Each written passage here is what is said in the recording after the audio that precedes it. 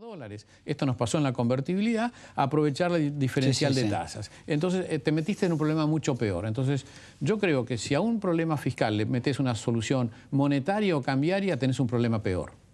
Entonces yo no comparto la idea de que el central pudo haber frenado la inflación en los últimos 3 años o 4 años cuando había realmente una causa fiscal. La causa fiscal es la misma que el deterioro del superávit. Nosotros nos comimos 5 puntos de superávit fiscal en estos 4 años cuando la inflación pasa de menos de 10 al 20. Entonces pretender solucionar ese problema con restricción monetaria o con represión cambiaria hubiera agravado las cosas. Entonces yo pienso que uno podría haberle dicho a Redrado por qué no puso más énfasis en pedir que se reconozca la inflación y a partir de eso se adopte la política que ha dado éxito en los últimos 15 años en casi todos los países, que es la política que se llama de metas de inflación, inflation targeting es su nombre en inglés.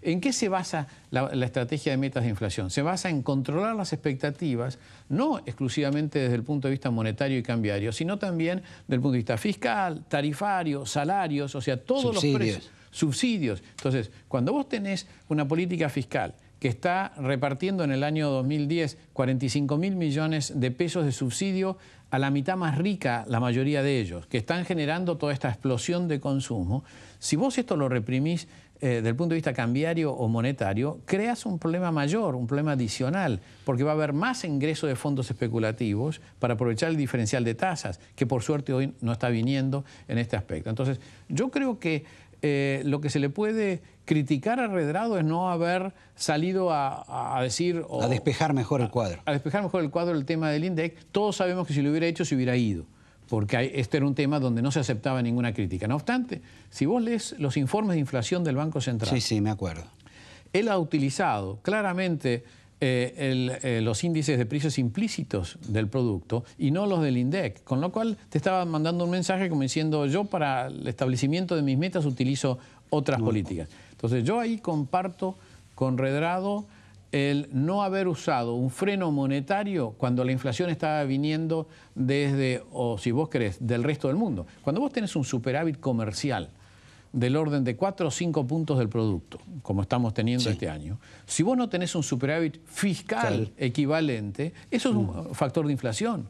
Entonces, ¿cómo haces para frenarlo? Apreciás el tipo de cambio. Lo que hacen muchos países es apreciar el tipo de cambio. Pero esto tiene un costo muy grande en términos de competitividad, especialmente a un país donde tiene una fábrica de dólares que genera muy poca mano de obra, como es toda la soja, el campo, y si vos apreciás el tipo de cambio, ya lo vivimos en los 90, vos por ahí mantenés la oferta de dólares, pero eliminás el empleo, y entonces eso tiene un costo social enorme.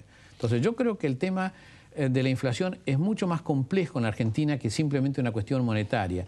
Y insisto, salir a frenarlo con restricciones monetarias o frenos cambiarios es cazar moscas con cañón. Ahora, eso no se hace. El gobierno dice que no va a bajar los subsidios, que no los va a quitar. Dice que la palabra ajuste es una palabra que está prohibida en su diccionario. Va a usar reservas, tampoco le alcanzan. O sea que va a emitir y va a tomar reservas, o sea que la inflación va a ser más alta.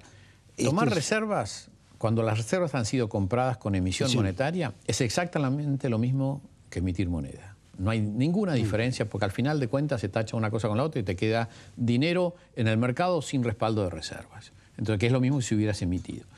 Ahora, ¿cuál es el nombre del problema? El nombre del problema es esto, que es el deterioro de 5 puntos de la situación fiscal. O sea, de tener un superávit primario de 3,5, casi 4 en el 2004, 2005, pasamos a tener -1 en el 2010. Sin extras, porque el año pasado tuvimos algunos regalitos como los DEX que nos mandó el Fondo Monetario, como la renta de los títulos públicos del ANSES, que es de dudosa... También tuviste una crisis.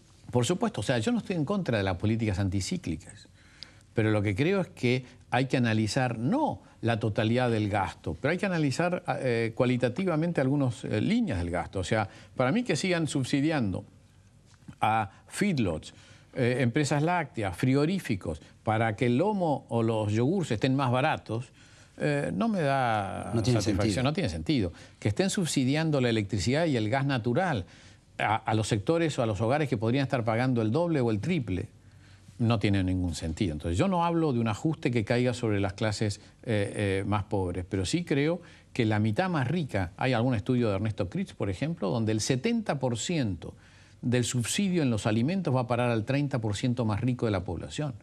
Por supuesto que este 30%, contra eso sale a recalentar el mercado pagando el lomo a 70 pesos. Claro. O sea, los que están empujando el precio del lomo para arriba no son los sectores más pobres, son los sectores más ricos. Entonces yo lo que creo es que hay otra clase de explicaciones a veces atrás de estas estructuras de gasto, y creo que tenemos que revisar todas estas cuestiones. Hablando para de ir a... vos que mencionaste a Critz, él dice, el otro día leí algo de él, si la Argentina el año pasado, con una tasa de inflación del 15%, Sí. tuvo que dar aumentos por el 25%, ahora que este año vamos a tener una tasa de inflación del 25%, ¿cómo van a ser los aumentos? ¿Los aumentos salariales? Exacto. Sí, yo no creo que el año pasado se hayan dado aumentos del 25%. Habrá habido puntuales algún aumento. Yo creo que el año pasado, con toda la crisis y la caída de la demanda de empleo, hubo también aumentos mucho menores al 25%. Bueno, eso fue lo que...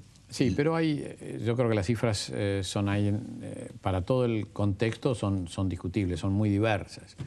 En el 2010 yo creo que viene una presión salarial importante, por eso hace falta que el gobierno empiece a hablar de inflación a partir de fijar metas, que hoy yo creo que una meta razonable, nada ambiciosa, razonable, sería que no pase del 20% la inflación de este año. Parece difícil ya. Parece ya difícil, por eso te digo, no me parece una meta cómoda, me parece casi difícil. Pero creo que esto debería ser la meta para evitar caer en una recesión. Yo no creo en los ajustes, porque creo que los ajustes, te insisto, en una economía tan particular como la Argentina, la pagan siempre los mismos y se generan especulaciones que agravan la distribución del ingreso. Entonces yo creo que hay que tomarse varios años para volver a llegar a una tasa menor al 10%, pero lo primero y fundamental es admitirlo. Yo creo que el gran costo del INDEC no es solamente el costo financiero del mayor riesgo país, que muchos economistas y yo inclusive hemos estado calculando, sino el gran costo es que ha inhabilitado la posibilidad de tener una política antiinflacionaria razonable y moderna, que no es ni permitir cualquier inflación, ni tampoco la represión monetario-cambiaria, que es las políticas, digamos, de los 90 o para atrás. En los últimos 15 años, países tan diversos como Perú, Nueva Zelanda, Inglaterra, Canadá, Brasil es un caso más raro, pero hasta Chile, usaron metas de inflación para bajar la inflación sin tener que frenar la economía. Esto yo creo que es la verdadera alternativa y este es el verdadero, ¿cómo se dice?, capítulo faltante en la política económica actual. Para cerrar y darle una oportunidad al gobierno, el gobierno dice que la culpa de lo que le pasa económicamente es de los grupos concentrados. ¿Vos lo ves eso? No, ¿sí? De ninguna manera. Yo creo que los grupos concentrados existen acá, existen en Brasil, existen en Chile y quizás haya mucho más todavía en Chile y en Brasil de los que lo hay en la Argentina. Yo creo que los grupos concentrados son un problema de cualquier política económica que hay que tratar.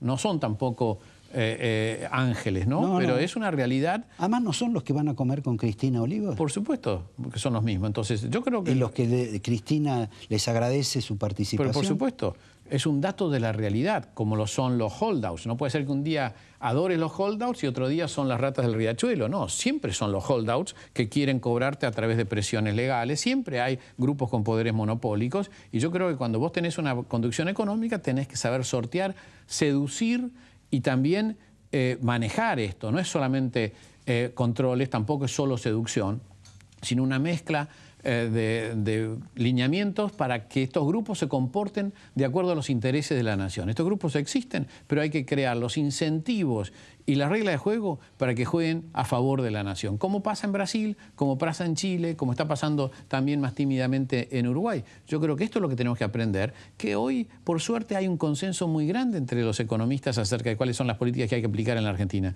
Lamentablemente, el gobierno en sus caprichos no está escuchando a ninguno de estos consejos. Te agradezco, Javier. Les propongo esperar ahora que tenemos una opinión de la calle, de la gente que fue a ver un partido de fútbol sobre el tema de las reservas y el DNU de Cristina.